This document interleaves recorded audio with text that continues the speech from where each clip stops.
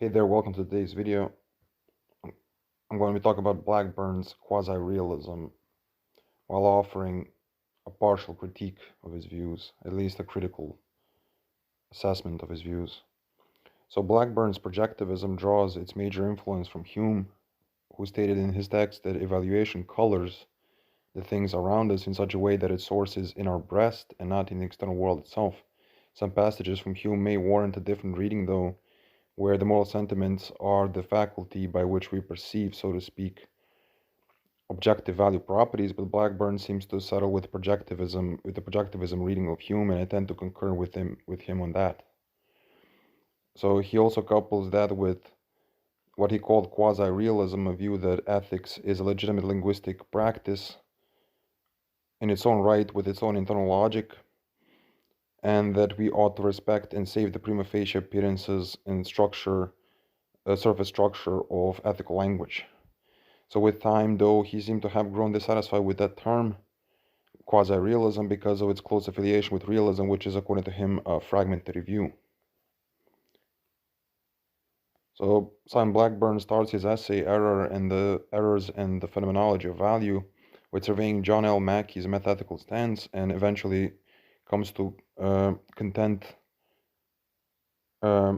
with some of its major points. Most importantly, even though he shares his anti-realist position, he does not agree with him that our ordinary moral thinking and talking uh, entails a grave mistake or error which renders all of our moral judgments categorically false. There is a way to save truth within ethics while also respecting our ordinary moral intuitions or our intuitive moral phenomenology, the way we experience the realm of morality.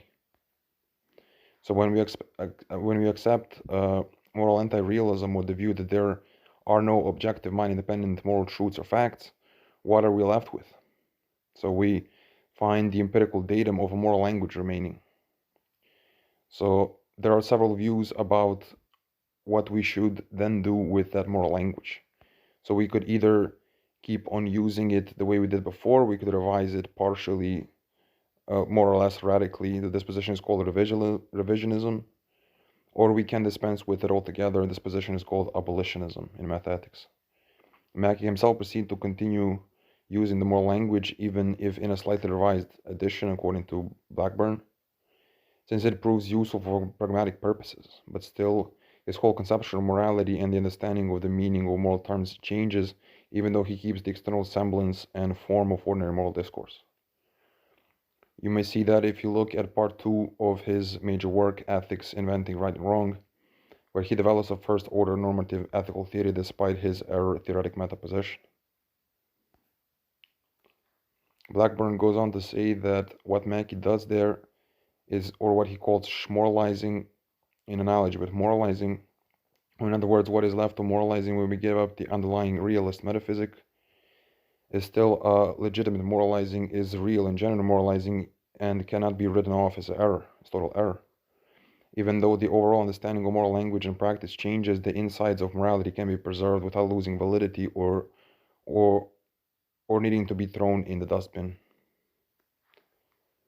The anti-realist can, and consistently at that, still continue to talk using moral terms and concepts without the fear that he is betraying his metaposition. Moreover, that metaposition is simply an account of what is actually going on or is at play in the first order moral talk and language, and doesn't change the genuineness and legitimacy of the first order talk. The metaethical theory has no real consequence for first order normative ethical theory, and the latter can go on without worry about the foundations or lack of them, and irrespective of the more general theoretical decisions.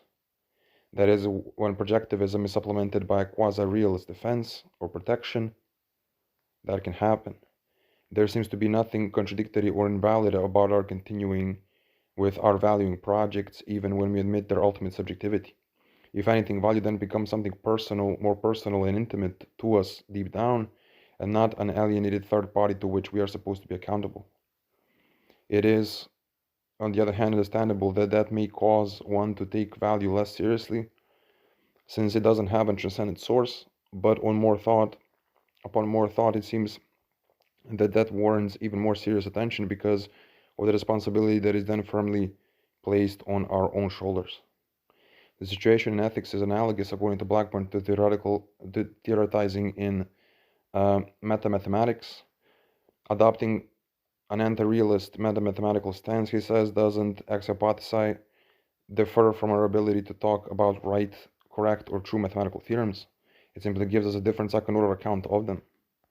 And the same is, or so the argument goes, true when it comes to ethics. So nothing about adopting metaphysical anti-realism, or what Blackburn is here calling projectivism, deters us from calling our best ethical theories true or right, although perhaps it takes from them the metaphysical grandeur and the of objectivist theories and the kind of justification that may be offered in their favor.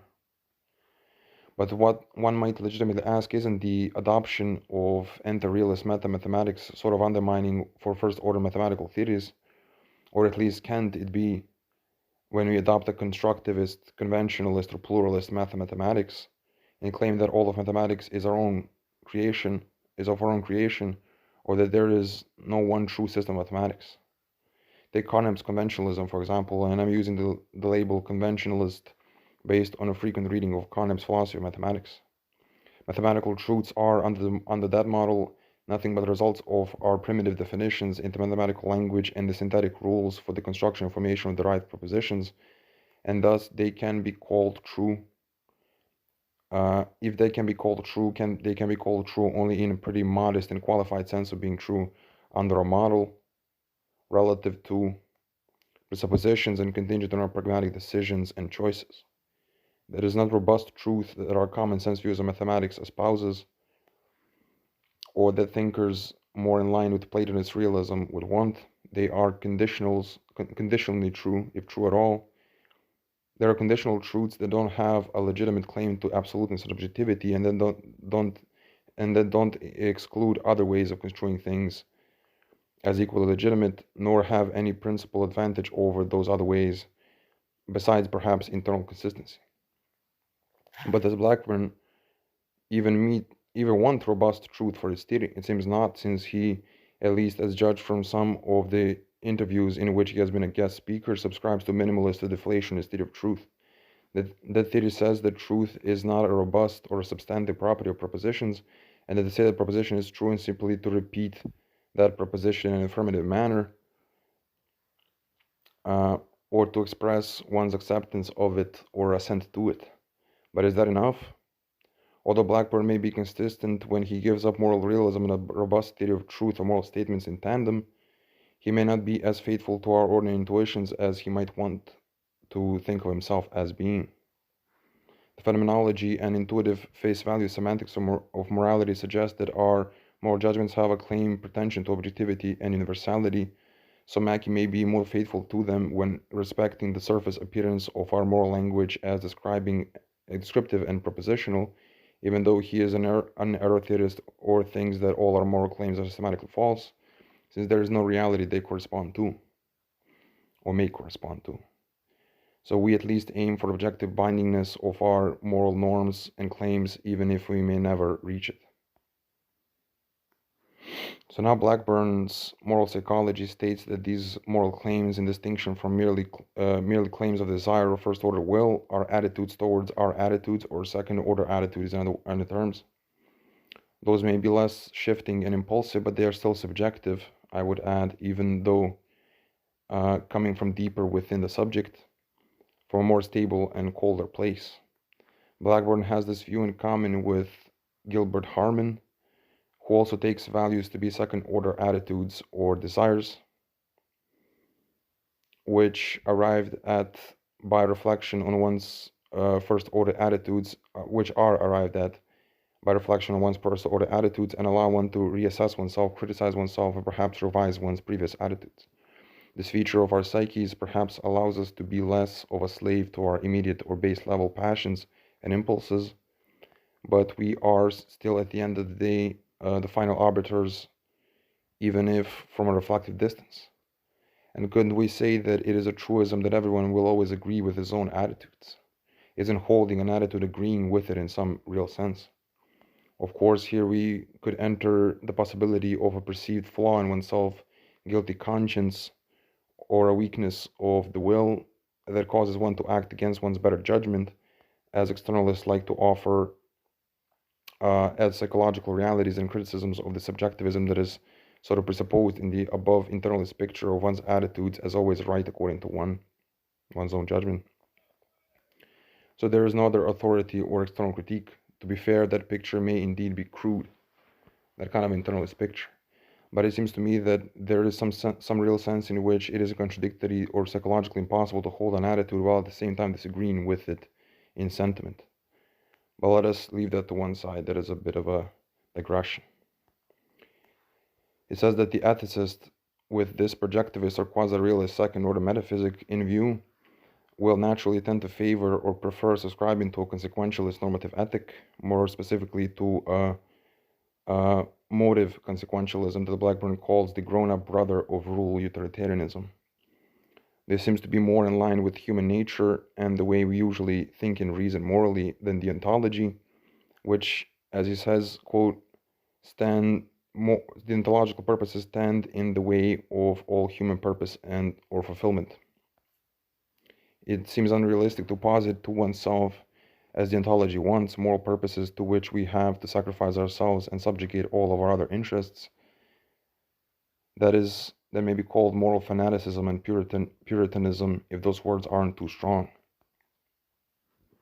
It is natural for us to want something out of things we do, and if we see nothing for us in it, it is hard or even impossible for us to get motivated. Even the strict moralist Kant saw for himself and all other rational moral agents a forthcoming reward in the afterlife, the life after the worldly, earthly life, for relentlessly striving after virtue that we can at least hope for, if not prove for ourselves via some kind of practical argument. If that is so, and Blackburn does more than suggest it, a serious question occurs to me. How can a consistent metaphysical anti-realist ground or justify a particular normative ethic as superior to any other, by anything else than his own personal preferences or taste or sensibility? Doesn't moral anti-realism imply the complete absence of any systematic first-order ethic, other than perhaps a descriptive sociological one, that presents itself as a system that warrants everyone's acceptance? It seems to me personally that Alfred Ayer was more consistent of an anti-realist than both Blackburn and Richard Hare, perhaps even Gibbard, since both of them espouse a true or right first-order ethic, and very similar one at that, despite proclaiming themselves as moral skeptics. Ayer pulled the carpet from under ethics, or rather has shown that it has never been properly grounded to begin with, but is more like the relic of the past, bygone, unscientific, and inexact philosophy. How does one, if in any way, connect those two levels or orders of consideration and discourse? Is Ayer right in completely dethroning ethics by his skeptical critiques? Or are Hare and the second wave non-cognitivists right in believing that general moral anti-realism doesn't doom the whole project of ethics, but may even support it? I think not many people are prepared to be total normative nihilists, since that position seems simply too radical. But how can we save ethics from the skeptical worries and attacks? Can we do that at all? I will not try to answer this question here, and I will leave it at that for now, perhaps as an appetizer for further reflection. Thank you for listening. Until some other time, goodbye.